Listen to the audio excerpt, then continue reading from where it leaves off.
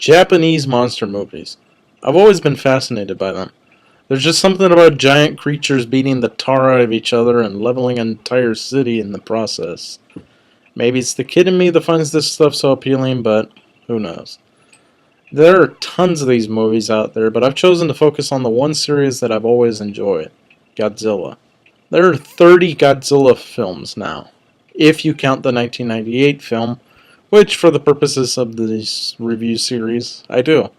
The newest one, entitled, oddly enough, Godzilla, should be in theaters now by the time you lovely folks watch this video.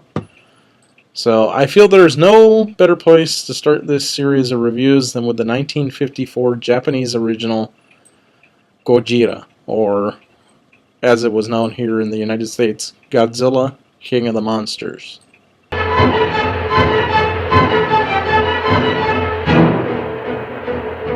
After the disappearance and destruction of several fishing boats, scientists led by Dr. Yamane and his daughter Emiko investigate a place called Odo Island to find the source of these disasters.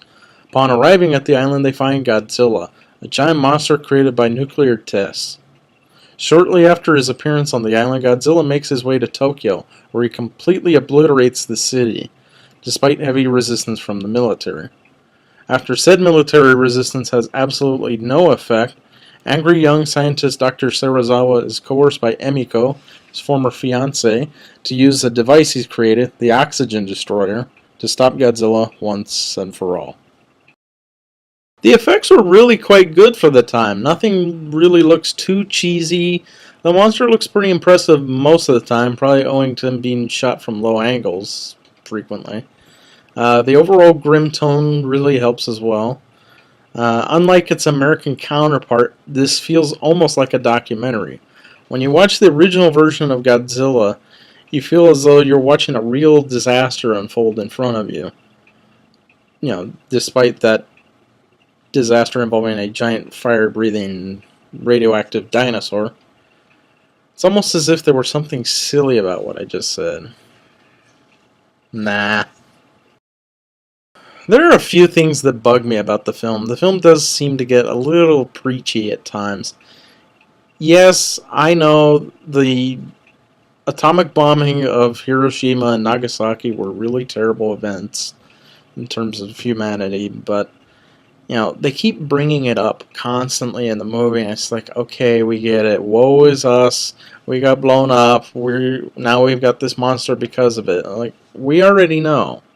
You don't have to keep reminding us how terrible,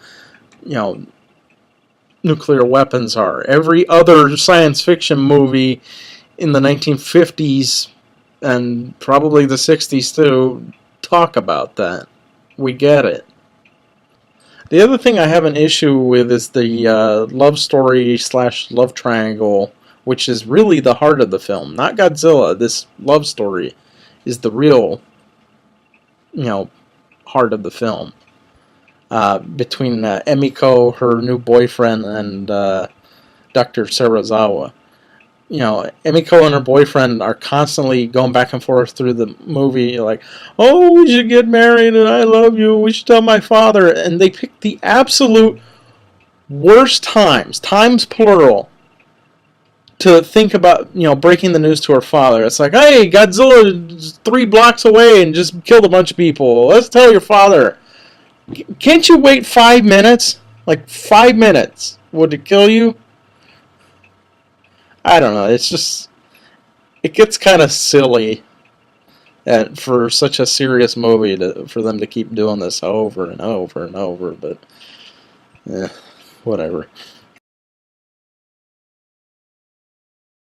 I feel it necessary to address the 1956 American recut of the film entitled Godzilla, King of the Monsters. The film was cut by about 40 minutes, basically cutting out all the love story angle, which will sorely be missed, and inserted 20 minutes of footage of Raymond Burr basically describing the plot in fantastic detail. Because apparently in 1956, every single American moviegoer was literally too stupid to follow the plot of a movie by just simply sitting down and paying attention to the movie. My basic understanding of history from that time, I think fire had just been invented, so a movie plot was a little tough for people to grasp at that point. But I don't know. All joking aside, this version of the film is still pretty good, but the perspective is completely changed, in essence, creating an entirely different film. The film is now basically a creature feature seen through the eyes of a foreign reporter, rather than this disaster film that just happens to feature, a giant fire-breathing dinosaur. This is the version that I grew up with, and even after seeing the original version years later, as in recently, I think the American version still holds up pretty well. Well, in my opinion, anyway. If you've never seen a kaiju film, that's a giant monster film, for those of you scoring at home, or if you're a huge fan of the genre like I am, I highly recommend this film.